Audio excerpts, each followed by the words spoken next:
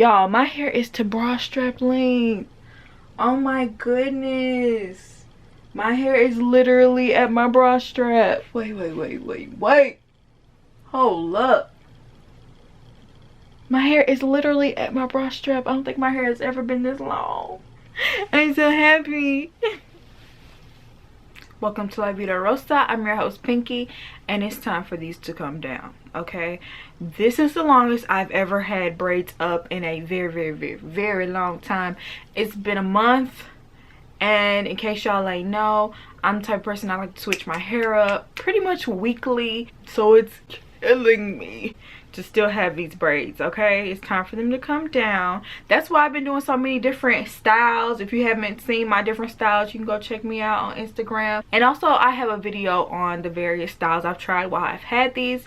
But like I said, it's time for them to come down. I wasn't gonna record this, but I was like, I might as well. I recorded everything else. So basically I'm gonna take my scissors, I'm gonna cut my braids well past where my hair stops. I don't play games with that, y'all. I don't know about y'all, but I don't play games with accidentally cutting my hair while taking my braids down. So like I can see for a fact that my hair probably ends right here. I don't know if you guys can see that. Because my hair is blonde, I can like clearly see where it ends. But do you think I'm gonna cut right here, right where I think it stops? No, I'm coming down here. And yeah, it's probably gonna take me a little bit longer to take my hair down, but I think it's worth it. Oh, and I also have a bag to put all my weave hair in so it don't get everywhere.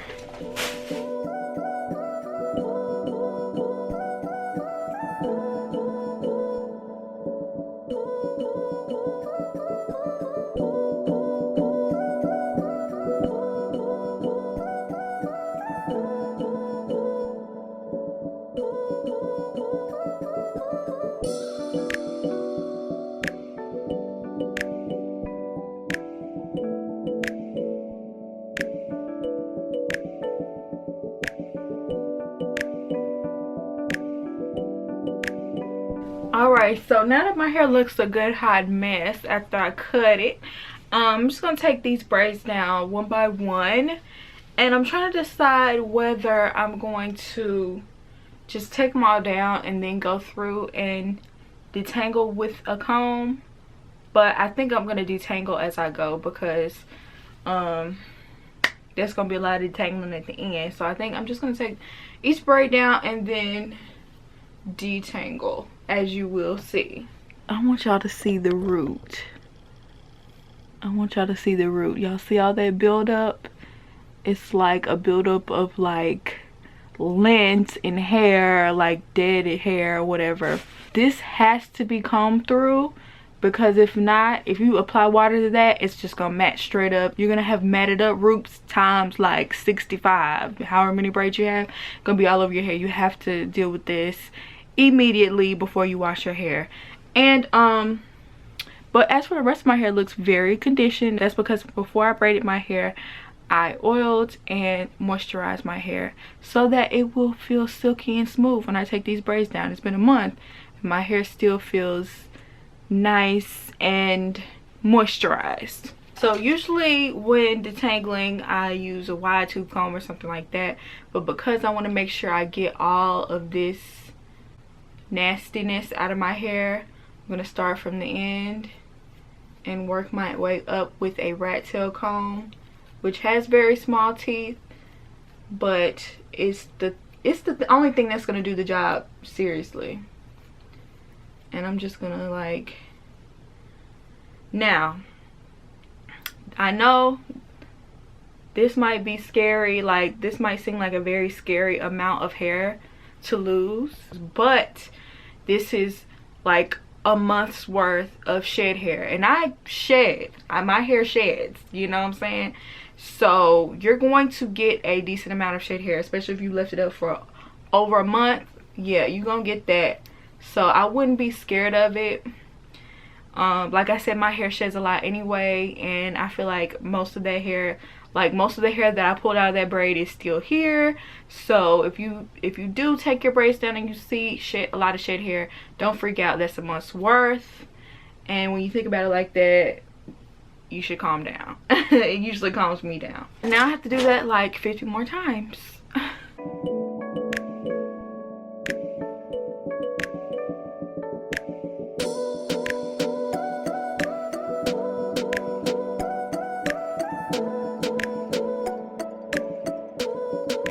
right back.